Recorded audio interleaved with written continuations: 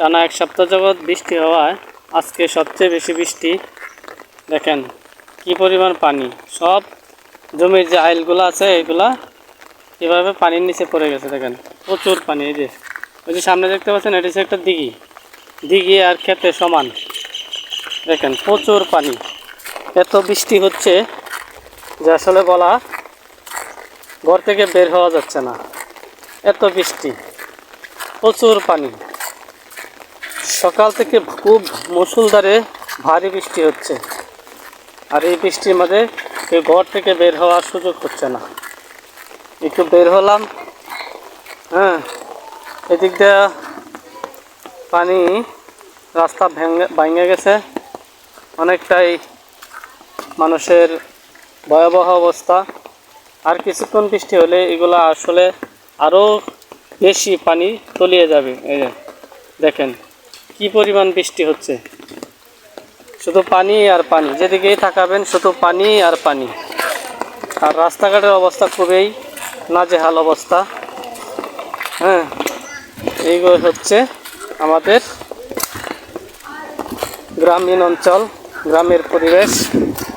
এদিকে পানি, যে বাড়িতে উঠে অবস্থা, অনেকটাই পানি উঠে গেছে, পানি বাড়িতে ঢুকে যায় বোঝাবে অবস্থা। এই যে রাস্তা ডুবাই লাগছে, আর কিছুক্ষণ হলে এই পুরো রাস্তার উপর দিয়ে পানি যাবে।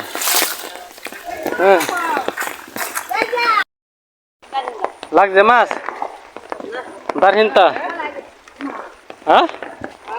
আচ্ছা, আবার ধর অনেকক্ষণ, বেশিক্ষণ ধরে রাখবে, জোরে ডাবায় ধর, নিচে ডাবা যে, নিচেতে দেখ, নিচেতে ইয়া আসেনি, সিদ্রি আসেনি, নিচেতে ফাঁক থাকলে আবার নিচেতে যাবো গা।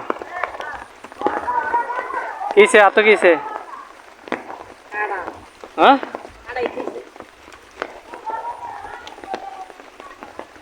বেশ ভালো করে ধর। এখানে ছোট ছোট গুড়া মাছ ধরা হচ্ছে, দেখছেন? চমৎকার। বাতিজা বৃষ্টিতে ভিজিয়ে মাছ ধরতেছে। দেখেন তার শরীরে কি কন্ডিশন হবে সেটা চিন্তা করতেছে না, তার কি অসুস্থ হবে না জ্বর হবে নাকি সেটা না চিন্তা করে সে মাছ ধরায় মগ্ন। দেখেন চেহারাটা দেখাও একটু।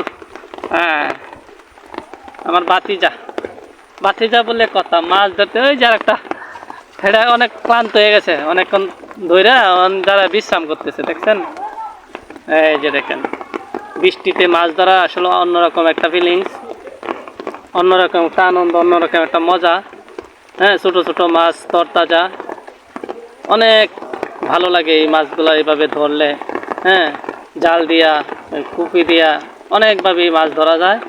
গ্রামীণ পরিবেশ তো, গ্রামে অনেক সুন্দরভাবেই মানুষ মাছ ধরতে পারে।